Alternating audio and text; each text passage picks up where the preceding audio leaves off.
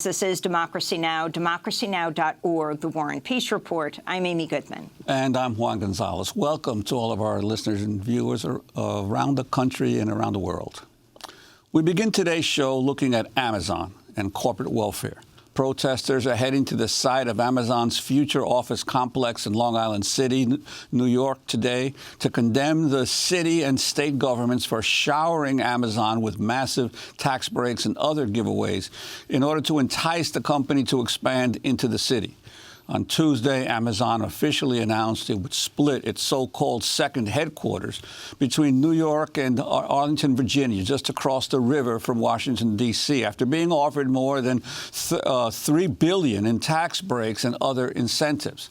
As part of the deal, New York taxpayers will even build a helipad for Amazon CEO Jeff Bezos, who is the richest man in the world. Amazon recently became the world's second U.S. company to be valued at over $1 trillion, thanks in part to the fact that the company paid no federal taxes in 2017. Amazon also built its company in part by not collecting local sales taxes on goods sold online. On Tuesday, New York Governor Andrew Cuomo defended the massive breaks for Amazon. This is the largest economic development initiative that has ever been done by the city or the state or the city and the state together. For every dollar we invest, we're going to get back about $9, give or take. So to find the money that we need to invest in the subways, invest in schools, etc., this is a big money maker for us. Costs us nothing. Nada, niente, goose. We make money doing this. That was Governor Andrew Cuomo, who joked he even would offer to change his name if Amazon selected New York.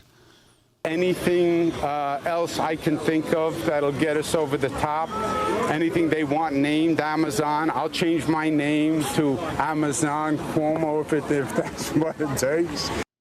But many local politicians have openly criticized authorities in New York and Virginia for backing the deals, which will create a total of 50,000 jobs. Joining us now here in New York is New York Assembly member Ron Kim, who's introducing legislation to block the deal and redirect taxpayer money away from Amazon subsidies and towards student debt relief. He recently co-authored an opinion piece for the New York Times headlined, "New York Should Say No to Amazon." Welcome to Democracy Now!, Assemblymember Kim. Why should New York say no? And what did you learn with the release of information about this secret deal? Yeah, first of all, I am absolutely outraged that New York, under Governor Cuomo, is willing to give away up to $3 billion of taxpayers' money without any consultation. This isn't my money. This isn't your. This is the people's money that is willing to just give it away to the richest man on the planet, when we are literally sleepwalking into a supernova catastrophic financial meltdown after 10 years from the last financial meltdown. More people living in debt than ever in the history of humankind as we speak right now. In New York alone, New Yorkers, we have over 1 million New Yorkers living with student debt, unable to pay the minimum amount, barely getting by.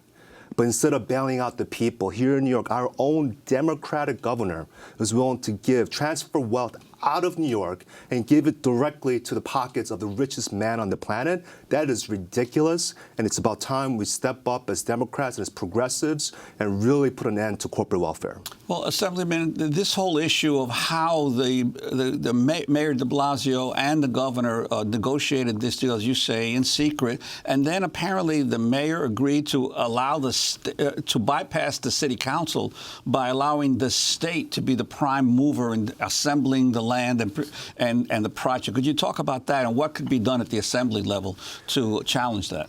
I'm introducing legislation to claw back this deal. Under the New York State Constitution, actually clearly states that we're not allowed to give any corporate subsidies or money to the private sector or business or corporation. They're getting around it by working with quasi-government agencies that was designed for the last 60 years to execute this type of transfer of wealth. And we can redesign it. Because we designed it, we can redesign it to work for the people of New York. What's the point of having a majority progressive Democrat state Senate that we work so hard for in the state of New York if we can't stop one man from transferring $3 billion of taxpayers' money to the richest man on this planet.